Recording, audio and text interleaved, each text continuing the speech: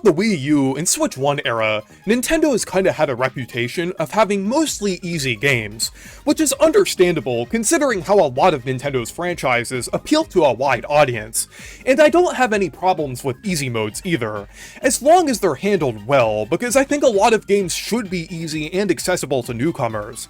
And we still did get pretty difficult games during this time, like Metroid Dread and Donkey Kong Country Tropical Freeze. But it seems like there weren't quite enough games that offered much in terms of super challenging options. But now, going into the Switch 2 era, we're seeing quite a lot more games from Nintendo's first-party lineup that are either more difficult or have some challenging options for returning players and veterans of certain series. There are actually 3 examples of games that released this summer that come to mind: Star Fox, Rhythm Heaven Groove, and Splatoon Raiders. Star Fox is a remake of a Nintendo 64 game, and would inherently seem more challenging than a lot of modern games either way.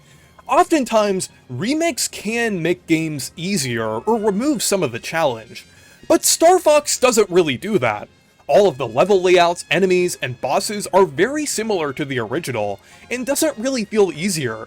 In fact, there are some parts of this remake that feel harder than the original, like the battle with Starwolf on Venom 2.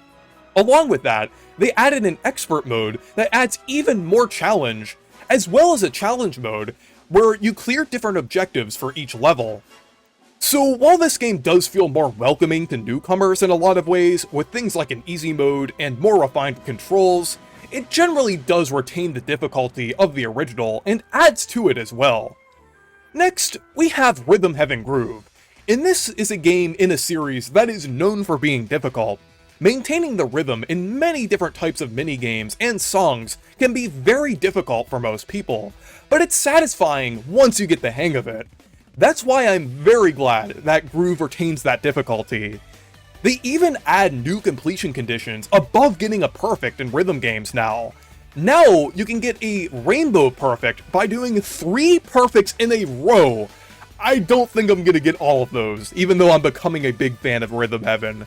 There's also Night Mode, where you play a rhythm game without the visuals, which can be easier for some than others. On top of that, some extra games like Drum Lessons are incredibly challenging, even to seasoned Rhythm Heaven veterans. And finally, Splatoon Raiders just released, and this utilizes the Salmon Run formula combined with the looter-shooter gameplay loop to offer quite a lot of challenge compared to previous Splatoon campaigns. You fight off massive hordes of salmonids that keep spawning in, and in the caves, you are also given a time limit to collect a certain amount of eggs. All of this involves strategy as well, since you have to plan out which weapons would work best, along with gadgets, upgrades, and the deep cut member that you bring along with you. This all makes for a very engaging experience. You can even choose to make it more difficult for yourself by choosing lower level weapons, choosing not to upgrade certain stats, or choosing stages that you're under-leveled for. It's just a great experience overall, and I'm really enjoying it so far. So, with all of these challenging modes and games, I feel like they could be doing this because of the returning player base from the Switch 1. A lot of people who played the Switch 1 as a kid are now teenagers or even young adults, so having games with challenging options is a great way to keep players interested in a series without it becoming too alienating over time.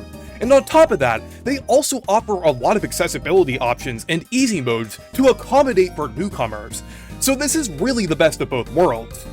I think we're even seeing this philosophy to a degree in games that aren't inherently difficult. Brothership and the Thousand Year Door remake offered a slightly more challenging and in-depth option for players who previously played Super Mario RPG or Origami King. Then Bonanza allows you to customize your stats, allowing you to essentially choose your own difficulty. And it also offers the Emerald Rush DLC, which is a pretty challenging mode compared to the base game. So this is a great direction that Nintendo is going in for this era, and it's really allowing everyone to have options for playing games in ways that they want to. I really hope they keep this up for more series. But anyways, let me know what you think of this down in the comments. And thank you guys for watching this video. Make sure to leave a like and subscribe for more, and make sure to check out my Discord server and Blue Sky if you want to. Stay perky!